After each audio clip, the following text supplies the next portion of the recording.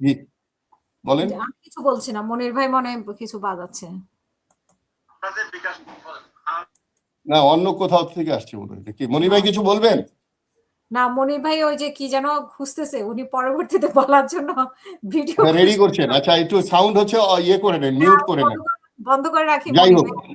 শোনেন, এই যে হেলথ কার্ড, স্বাস্থ্য কার্ড, এইটা জাতীয় ঐক্য ফ্রন্টের যে ম্যানিফেস্টো, সেটাতে 3টা পয়েন্ট আমি ব্যক্তিগতভাবে ঢুকেছিলাম। এর মধ্যে একটা স্বাস্থ্য, আরেকটা হলো ওই যে প্রাইমারি, ওই যে পিএসসি বিএসসি কি একটা পরীক্ষা তৈরি করেছিল না, ওটা বাদ দিয়ে কালচারাল স্পোর্টস এগুলো বাড়ানোর কথা। আরেকটা আমি ভুলে গেছি। 3টা পয়েন্ট আমি ডক্টর কামালকে বলে ঢুকিয়েছিলাম।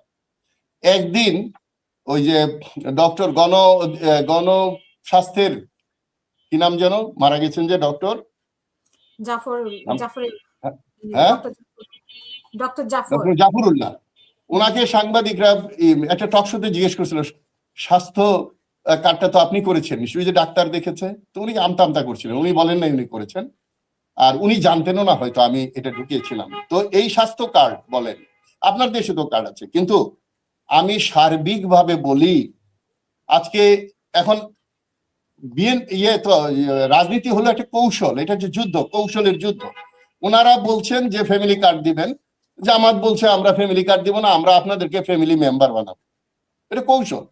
এখন এই কার্ড তো দেশে দেশে বিদেশে অনেক জায়গায় আছে, কিন্তু বাংলাদেশের মতো জায়গায় বেকারত্বের জন্য এই ফ্যামিলিদের কার্ড দিয়ে ফ্যামিলিগুলোকে বেকার, এই ফ্যামিলি কার্ডের টাকা দিয়ে তো ফ্যামিলি চলবে না।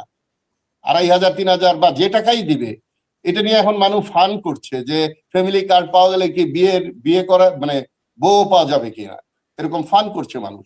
তাহলে কর্মসংস্থান বেশি দরকার না বেকার? আজকে 55 বছর হয়ে গেছে, দেশ স্বাধীন হয়েছে, এখন আমরা কার্ড দেব, কার্ড দেওয়া তো তাদেরকে অথর্ব, অচল করে রাখা।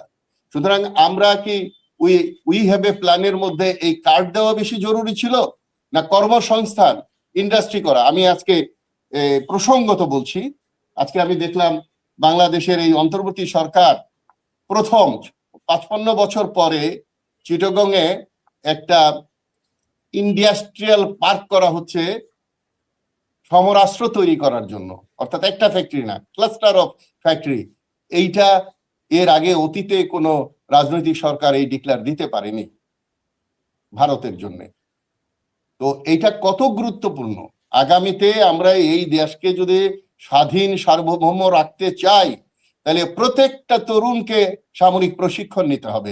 সেই দিকে কি মাই প্ল্যান উই প্ল্যানের মধ্যে এগুলো থাকে না, থাকা উচিত না? যে আগামীতে আমরা দেশ রক্ষা করব কিভাবে, নাকি কৃষক ওই কাঁচি হাতে গিয়ে সুইসাইডাল ভাবে মৃত্যুবরণ করবে আর কেউ আইসা দেশ দখল করবে? আজকে আমাদের সবচেয়ে বড় কাজ হলো নিজেদের পেটের ভাত জোগাড় করা এবং বহির্শত্রু থেকে দেশকে রক্ষা করা। অন্য একটা দেশ, এখন পৃথিবীতে আর 2 দেশ যুদ্ধ হবে না, জোটে জোটে যুদ্ধ হবে, মানে সব দেশেরই সমর্থক আছে, কিন্তু সেই বন্ধুরা আসার জন্য তো একটা সময় লাগবে, সেই সময় পর্যন্ত তো দেশকে ধরে রাখতে হবে। তো সুতরাং দেশ একটা গভীর সংকটে আছে। সেখানে আপনারা কি, এটাই কি কালচার আমাদের, যে দুটি দল একসাথে ছিল তারা 1 বছরের মধ্যে একেবারে বিপরীতমুখী এবং একজন আরেকজনের চেহারা দেখতে চাচ্ছে না, একজন আরেকজনের পাল্টা কথা। আরেকটা হলো যে কোন কর্নারে দেশের কোন এলাকার কোন একজন কর্মী, হোক সে বিএনপির অথবা জামাতের, ওটা নিয়েই আমরা টকশো করি। এটাও করা উচিত না।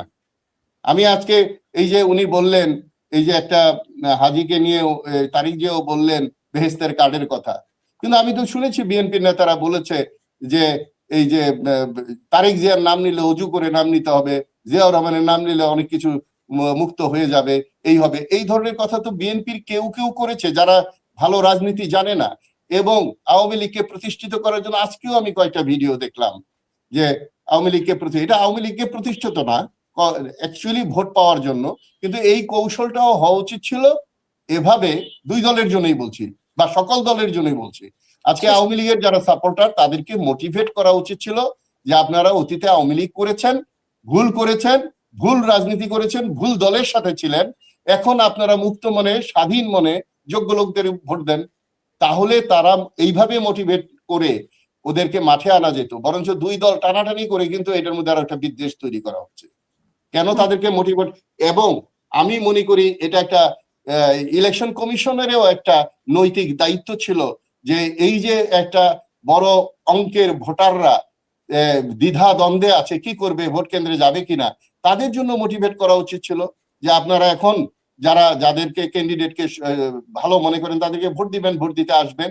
কই সেটা না করে আওয়ামী লীগের ভোটাররা কে কারে কেড়ে নিবে এটা চলছে। তবে আমি বলতে চাই কোন কর্মফলই জনগণের চোখের আড়ালে যেতে পারে না, আর কোনো অপকর্মই মানে গোপন থাকে না, কোনো ষড়যন্ত্রই গোপন থাকে না। সত্য আগুনের মতো এটা বেরিয়ে আসবে। কে দেশের জন্য করছে, কে দলের জন্য করছে, কে ভবিষ্যতে চাঁদাবাজির জন্য করছে, কে চাঁদাবাজি করবে না, আর জামাত নারীদের নিয়ে কি বলছে আর ভবিষ্যতে কি করবে সেটার সাথে একটা গুরুত্বপূর্ণ বিষয় জড়িত। আগামীতে যদি জামাত যায়, জামাত যদি নারীদেরকে, যেমন এইবার তারা কোনো ক্যান্ডিডেট দেয় না, এটা সমালোচনা আমরা করি, আমরা সবসময় তো পক্ষে বলি না, কিন্তু আবার এই নারীরা যদি নিগৃহীত হয়, ঘরে আটকা পড়ে, তাহলে পরবর্তীতে তারা আসবে না। কিন্তু বর্তমানে দেশের যে অবস্থা, তাতে দালালবিহীন, চাঁদাবাজবিহীন, টাকা পাচারবিহীন, আপনি দেখেন বিএনপির ক্যান্ডিডেট বাছাইয়ের মধ্যে কি ভুল নাই? শুনবো প্লিজ। আমি শেষ করছি এই কথা বলে যে বিএনপিতে এখন প্রশ্ন করছে মানুষ, এত ঋণ খেলাপি, তাদের ঋণের টাকা না দিয়ে তারা এই রাজনীতি করে, এবং তারা এই যারা ঋণ নিয়েছে তারা তো সুপ্ত গুপ্ত নাকি নাই বিএনপিতে, তারাই তো সুপ্ত গুপ্ত ছিল, নাহলে আওয়ামী লীগের আমলে যারা ঋণ পেয়েছে তারা কি প্রকাশ্যে আওয়ামী লীগের বাইরে কথা বলেছে? আজকে তারা বিএনপি। মাসুহারাও নাকি নিয়েছে, এগুলো শোনা যায়। কোনটা সত্য এটা পাবলিক সেইভাবে যাচাই করে ভোট দিবে। যাই হোক, পরবর্তীতে কথা বলবো। কিন্তু আমি মনে করি আমাদের বাংলাদেশের রাজনৈতিক কালচার চেঞ্জ করতে হবে। এই জন্যই আমরা সংস্কার পার্টি, জাতীয় সংস্কার জোট, এবং এই জন্যই আমরা আজকে এই নির্বাচনে অংশগ্রহণ করি নাই। কিন্তু আজকে আমি খবর পেলাম, ফোন দিয়েছিল আমাকে দিনাজপুর থেকে একজন জাতীয় সংস্কার জোটের নামের ইলেকশন করছেন, উনি আমাকে জানিয়েছেন। আমি আপনি তো সিদ্ধান্তটা সঠিক নিলেন না, আপনি ব্যক্তিগতভাবে নিয়ে দাঁড়িয়ে গেলেন। এগুলো হয়। তো এখন ওই একটা লোকের জন্য কি সারা জোট হয়ে যাবে, নাপাক হয়ে যাবে? সুতরাং আমরা ব্যক্তিগত যে পয়েন্টগুলো তারা যার যার এলাকায় বলছে, সেগুলোকে ন্যাশনাল লেভেলে বড় করে এনে এই সংস্কৃতিকে আরো ঘৃণিত, আরো কলুষিত না করাই মঙ্গল বলে আমি মনে করি। ধন্যবাদ।